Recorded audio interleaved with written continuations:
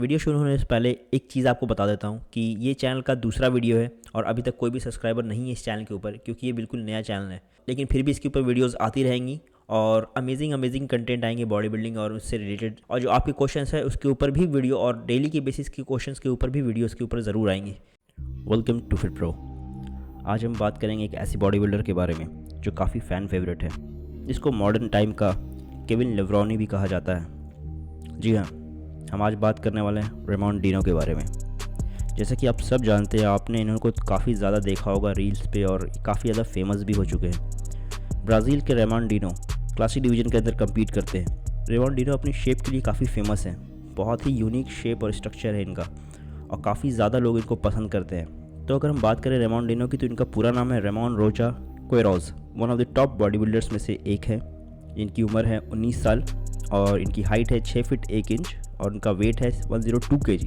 Competition के दौरान of season में ये पता नहीं कितने जाते होंगे। तो बेसिकली रेमॉन फेमस है अपनी स्मॉल वेस्ट, वी टेपर और थिक बैक के लिए।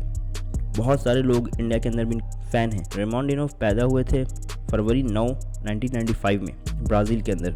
और जैसा कि आप सब जानते हैं, ब्राज़ील स्पोर्ट्स के लिए काफ़ी ज़्यादा फेमस है। वहाँ सॉकर सबसे ज़्यादा खेला जाता है और ब्राज़ील बहुत सारे स्पोर्ट्स में भी बहुत आगे है। रेमॉन डिनो भी स्कूल के टाइम से काफ़ी ज़्यादा स्पोर्ट्स में इन्वॉल्व थे, ख़ास करके सॉकर में। वो काफ़ी अच्छे थे सॉकर में, लेकिन उन्होंने परफॉर्मेंस को इन्हेंस करने के लिए जिम जाना स्टार्ट किया और उसके रिज़ल्ट ये हुए कि उनकी बॉडी काफ़ी अच्छी डेवलप होने लगी, उनके स्ट्रक्चर काफ़ी अच्छा ग्रो करने लगा। और ये चीज़ देखने के बाद रेमॉन डिनो जैसे लगता है कि जिम के दीवाने हो गए।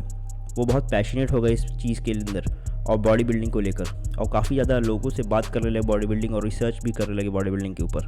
और उनको ऐसा पता चल गया तो उनको जेनेटिक्स काफ़ी इलीट है, क्योंकि जिस तरीके का रिस्पॉन्स की बॉडी दे रही थी उस टाइम पे, और जिस तरीके का उनकी मसल बेलीज थी और जिस तरीके की उसने थिकनेस थी उनकी बॉडी के मसल के अंदर, जो डेंसिटी थी, वो एक मेच्योर की तरह लगने लगी थी। जबकि वो ज़्यादा साल ट्रेन नहीं किए थे, लेकिन फिर भी वो ऐसे लग रहे थे कि काफ़ी अच्छे वेल ट्रेंड प्लेयर हैं। तो रेमॉन डिनो कंपटीशन खेलने लगते हैं और अपना पहला कंपटीशन खेलते हैं, जो एक लोकल ब्राज़ीलियन शो था जिसके अंदर वो कम्पीट करते हैं। और उसके बाद बहुत सारे रीजनल कंपटीशन में खोलते हैं। 2016 में भी खेलते हैं, जिसमें वो टॉप 2 आते हैं। मेन फिजिक के अंदर खेलते हैं वो, और 2017 में भी वो मेन फिजिक ही खेलते हैं और उसमें भी टॉप 2 आते हैं। एक रीजनल कंपटीशन था उनका। 2018 में वो एक ओलंपिया का एक एमेच्योर ब्राज़ील में जो हो रहा था उसको खेलते हैं, जिसके अंदर वो जीत जाते हैं और अपना पहला IFBB प्रो कार्ड भी जीत जाते हैं, सिर्फ 27 साल की उम्र में। ये काफ़ी अमेजिंग चीज़ रहती है कि ये बाहर के एथलीट काफ़ी कम एज में ही प्रो कार्ड होल्डर बन जाते हैं और उसके बाद भी लगे रहते हैं। सिर्फ प्रो कार्ड लेके अपना सिर्फ इंस्टाग्राम पे मेंशन करने के लिए प्रो कार्ड नहीं बनाते, उसके बाद भी वो काफ़ी ज़्यादा मेहनत करते रहते हैं और लगे रहते हैं। फिर वो 2019 और 20 में नहीं खेलते क्योंकि कोविड था उस टाइम पे और वो तैयारी ही कर रहे थे। उसके बाद वो रिटर्न करते हैं 2021 में और लोग काफ़ी ज़्यादा सरप्राइज होते हैं उनकी फिज़िक को देखकर। काफ़ी ज़्यादा थिक, काफ़ी ज़्यादा अच्छी फिज़िक लेके आए थे रेमॉन डिनो और बिल्कुल ही अलग लेवल पे लग रहे थे। 2021 के अंदर वो यूरोपा प्रो खेलते हैं, जिसमें वो टॉप 2 आते हैं और उसमें विनर हुए थे फैबियन। और जैसा कि हम सब जानते हैं, यूरोपा प्रो में टॉप 2 जो कंटेस्टेंट रहते हैं वो डायरेक्ट उनको क्वालिफिकेशन मिल जाती है ओलंपिया की। और जैसे ही इनको ओलंपिया की क्वालिफिकेशन मिली, जैसे कि हम सब जानते हैं कि उसके अंदर डोमिनेशन चल रहा था बम्पस्टेड का। क्रिस बम्पस्टेड क्लासिक डिवीज़न को डोमिनेट कर रहे थे काफ़ी ज़्यादा और वन साइडेड जीतते जा रहे थे। 2021 में ओलंपिया क्लासिक डिवीज़न के अंदर 2 नए एथलीट इंट्रोड्यूस होते हैं, रेमॉन डिनो और अर्स कलंस्की। ये दोनों काफ़ी ज़्यादा फ़ैन फेवरेट बनते जा रहे थे और काफ़ी ज़्यादा इम्प्रूव्ड बॉडी बिल्डर भी थे। 2021 में रेमॉन डिनो काफ़ी ज़्यादा इम्प्रूव्ड थे, काफ़ी ज़्यादा अच्छे थे और इनकी जो मसल की क्वालिटी और जो शेप है और जो थिकनेस है वो सारे बॉडी बिल्डर्स के ऊपर भारी पड़ती है हमेशा ही।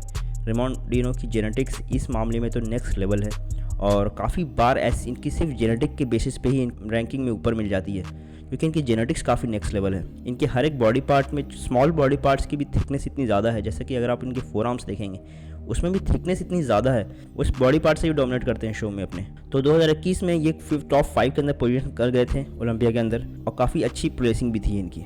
2021 में फिर ये मसल कॉन्टेस्ट ब्राज़ील में खेलते हैं, जिसको ये जीत जाते हैं और 2022 में ये थ्रेड बन जाते हैं सीबम के लिए। लोग ऐसा कहने लगते हैं कि ओलंपिया क्लासिक डिवीज़न के अंदर कोई थ्रेड है तो रेमॉन डिनो है, जो ये टाइटल ले सकता है सीबम से। और काफ़ी ज़्यादा फ़ैन फेवरेट बनते जा रहे थे, अपनी पर्सनैलिटी और अपनी बिहेवियर की वजह से भी काफ़ी ज़्यादा फेमस हो रहे थे। बड़े फ्रेंडली टाइप के ये एथलीट हैं, फैन से काफ़ी ज़्यादा इंटरेक्ट करते हैं और बहुत ही अच्छे से लोगों से मिलते हैं। तो ये चीज़ काफ़ी ज़्यादा लोगों को पसंद आ रही थी। उसके बाद 2022 में ये अर्नल्ड क्लासिक के अंदर खेलते हैं, जिसके अंदर ये सेकंड आते हैं और फर्स्ट आते हैं उस टाइम पे ट्रायरेंस रफेन। लेकिन ये बीट कर जाते हैं अर्स कलेंस्की को और ब्रायन एंसली को। ब्रायन एंसली एक टाइम पे क्लासिक डिवीजन चैंपियन थे, इनको भी ये बीट कर देते हैं और फिर टॉप 2 के प्लेयर को क्वालिफिकेशन मिल जाती है ओलंपिया की।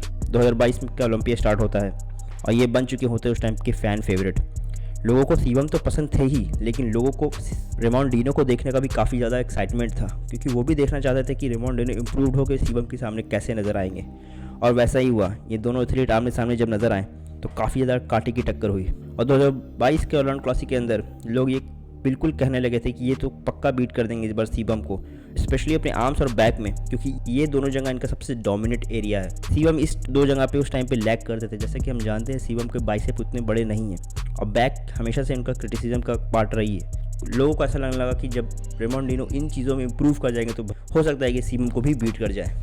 और वैसा ही होता है। कंपटीशन काफ़ी टफ होता है, काफ़ी अमेजिंग होता है। और उस साल ताजुब की बात ये होती है कि सीबम इंजर्ड होकर आते हैं, अपने बाइसेप को इंजर्ड कर लेते हैं। एक इंजर्ड सीबम और एक इम्प्रूव्ड और पिग्ड रेमोंडिनो, इन दोनों की टक्कर बिल्कुल नेक्स्ट लेवल हो रही थी। काफ़ी लोग कह रहे थे कि ये इस बार तो हो सकता है क्रिस बमस्टेड हार जाएं, लेकिन ऐसा नहीं होता है। सिर्फ बाइसेप के दम पे और बैक के दम पे ओलंपिया नहीं जीता जा सकता है। क्रिस बमस्टेड ने ये उस दिन प्रूव कर दिया। अपनी पोजिंग और अपने बॉडी स्ट्रक्चर्स को लेके क्रिस बमस्टेड ने काफ़ी अच्छा डोमिनेशन दिखाया और इस कंपटीशन को भी जीत जाते हैं और रेमोंडिनो आ जाते हैं सेकंड। लेकिन मानने की बात है रेमोंडिनो की, जहां वो पिछले साल 5th आए थे वहाँ इस बार वो सेकंड आ गए सीधा। तो ओलंपिया में इतनी बड़ी जंप तो बताती है कि कितना बड़ा इसके अंदर पोटेंशियल है इस एथलीट में। और ये बीट कर जाते हैं अर्स ब्रियन और टेरेंस रफेन को। उसके बाद 2023 के ऑरलैंडो क्लासिक को ये जीत जाते हैं और उसके बाद फिर ओलंपिया में नजर आते हैं 2023 में, और उसमें भी ये फिर से सेकंड आते हैं। सेकंड पोजीशन तो बिल्कुल लगता है कि रेमोंडिनो ने अपनी फिक्स कर ली। जैसे बमस्टेड ने अपनी फर्स्ट पोजीशन क्लासिक डिवीजन में फिक्स कर ली थी, वैसे ही सेकंड पोजीशन रेमोंडिनो ने भी लगता कि फिक्स कर ली थी। ये बहुत क्लोज जा के भी हार जाते थे। तो लोग का ये कहना था कि ये हारते हैं सिर्फ अपनी पोजिंग की वजह से। इसके बारे में भी हम बात करेंगे आगे। फिर 2024 का ऑरलैंडो क्लासिक आता है, लेकिन इस साल जैसा लोगों को एक्सपेक्टेड था कि रेमोंडिनो जीत जाएंगे इसको भी, वैसा होता नहीं है। इस साल एक नया नाम आया था इसके अंदर, वो थे वेस्ली विदर्स। वेस्ली विदर्स अचानक से आके इस डिवीज़न के अंदर इस तरीके से अपनी फिजिक दिखाते हैं और ऑरलैंडो क्लासिक को जीत जाते हैं। और लोग ऐसा कहने लगते हैं कि अब रेमोंडिनो को डाउन साइड स्टार्ट हो गया, लेकिन काफ़ी अच्छा स्पोर्ट्समैनशिप दिखाते हैं और हमेशा ही दिखाते हैं। वो कभी इस तरीके से अपने आप को बिहेव नहीं करते कि वो सेकंड आ गए तो वो कुछ रूड बिहेव करें। वो हमेशा सारे एथलीट को काफ़ी ज़्यादा रिस्पेक्ट देते हैं और काफ़ी अच्छे से बात करते हैं। कोई एमेच्योर की तरह वो बिहेव नहीं करते हैं स्टेज के ऊपर। फिर आता है 2024 और 2024 में भी आप जानते ही हैं, यहाँ उम्मीद थी वेस्ली विदर्स को सेकंड आने की। लोग तो ऐसा कह रहे थे कि वेस्ली विदर्स हो सकता है क्लासिक डिवीजन में जीत भी जाए, लेकिन सीबम इस बार अपनी सबसे बेस्ट फिजिक दिखाते हैं। और इस बार कंपटीशन सेकंड पोजीशन का था और इसमें कंपटीशन चल रहा था रेमोंडिनो और वेस्ली विदर्स के बीच में। लोग यही कहते हैं इन दोनों में से ही कोई अगर बनेगा सेकंड तो बनेगा। ज़्यादातर मेजोरिटी ऑफ पब्लिक ये कह रही थी कि वेस्ली विदर्स सेकंड आ ही जाएंगे। और 2024 के कंपटीशन के अंदर हम सब जानते हैं कि क्या हुआ। ना ही वेस्ली विदर्स आए ना ही रेमोंडिनो। इस बार समरफील्ड सेकंड पोजीशन लेके चले गए। बमस्टेड इस बार जीत गए, लेकिन 4th पोजीशन ले लेते हैं रेमोंडिनो और वेस्ली विदर्स आउट ऑफ 5 चले आते हैं। तो हमें यहाँ से समझ में आता है कि सिर्फ और सिर्फ एक बॉडी पार्ट पे आप कंपटीशन नहीं जीत सकते। वेस्ली विदर्स की अपर बॉडी काफ़ी अच्छी है, लेकिन लोअर बॉडी उतनी बैलेंस नहीं करती उस तरीके से। और वहीं कंप्लीट बॉडी बिल्डर हैं रेमोंडिनो। भले ही सीबम से कभी जीते नहीं, लेकिन उनको एक अच्छा टक्कर देते थे रेमोंडिनो की अगर बात करते तो सबसे ज़्यादा क्रिटिसाइज़ किया जाता है इनको इनकी पोजिंग को लेकर, क्योंकि लोग ऐसा कहते हैं कि इनकी बॉडी तो अच्छी है लेकिन इनको दिखाना नहीं आता है। जो बात सही है, रेमोंडिनो अपनी पोजिंग पे बिल्कुल भी काम नहीं करते। बहुत सारे कमेंटेटर्स जब ओलंपिया चल रहा था उसके बीच में ये बात कर रहे थे, फिल हीथ भी ये बात कर रहे थे कि इनको ज़्यादा से ज़्यादा इन्वेस्ट करना चाहिए अब पोजिंग में, क्योंकि ये पोजिंग से ही लैग कर रहे हैं। बॉडी तो इन्होंने डेवलप कर ली है, लेकिन इनको उस बॉडी पार्ट को उस परफेक्ट एंगल पे दिखाना इनको आता ही नहीं है, जिसके वजह से इनकी रैंकिंग कम हो जाती है। तो अगर रेमोंडिनो इस चीज़ को सीखेंगे तो हो सकता है इम्प्रूव कर जाए। और अगर हम बात कर लेते हैं रेमोंडिनो की ट्रेनिंग के बारे में, तो रेमोंडिनो का हमेशा है हेवी और कंट्रोल वेट में ट्रेन करना और बहुत शॉर्ट रेस्ट लेना बीच में, और कंपाउंड मूवमेंट पे ज़्यादा फोकस करते हैं, जैसे डेडलिफ्ट, बेंच प्रेस, रोज के ऊपर। और ऑफ सीजन में ये कहते हैं कि कार्डियो को बिल्कुल ऐड करना चाहिए, इससे बहुत हेल्प मिलती है। और इनकी पर्सनल लाइफ की बात करें तो ये मैरिड हैं, इनकी वाइफ का नाम है विक्टोरिया और इनकी एक डॉटर भी है। और इनको देखा जाता है अब फ्लेक्स लुइस की जिम में ट्रेन करते हुए, ड्रैगन्स जिम। और फ्लेक्स लुइस को जाना जाता था अपने फोरआर्म की वजह से, लेकिन फ्लेक्स लुइस कह चुका है इस बात को कि फोरआर्म किंग अब कोई और है, वो है रेमोंडिनो। फ्लेक्स लुइस से भी बड़े फोरआर्म्स रेमोंडिनो के हैं। तो अमेजिंग रेमोंडिनो के फोरआर्म का साइज़ काफ़ी अमेजिंग है। ये 17.5 इंचेस का है। जितना एक नॉर्मल इंसान का आर्म्स का साइज़ होता है उतना इनके फोरआर्म का साइज़ है सिर्फ, और ये पोपाई फोरआर्म की तरह लगते हैं। लोग ये कहते हैं कि ये इसके पीछे सिर्फ स्टेरॉइड का काम है, लेकिन ऐसा सही बात नहीं है। बहुत सारे लोग स्टेरॉइड लेते हैं लेकिन उसकी तरह फोरआर्म्स नहीं बना पाए हैं। तो इसके पीछे रीज़न क्या है, आइए हम थोड़ी बात कर लेते हैं इसके ऊपर।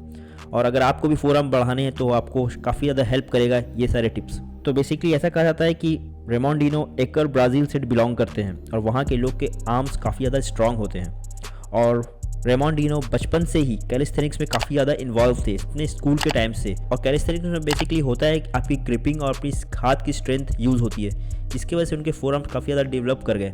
उस पे से उनकी अच्छी जेनेटिक्स, अगर आपको भी फोरआर्म ग्रो करना है तो कैलिस्थेनिक आपके भी काम आ सकता है। तो ये थी रेमोंडिनो की एक छोटी जर्नी। उम्मीद है रेमोंडिनो काफ़ी अच्छा करे आगे, क्योंकि अब तो बमस्टेड नहीं है उस डिवीज़न के अंदर। तो रेमोंडिनो और भी अच्छा ग्रो करे और अच्छा नाम करे और एक फ़ैन फेवरेट एथलीट है। और ये केविन लवरोनी बन के ना रह जाए, लेकिन फिर भी काफ़ी अच्छे एथलीट है, इनके अंदर पोटेंशियल काफ़ी अच्छा है। तो ये थी पूरी डिटेल वीडियो रेमोंडिनो के ऊपर।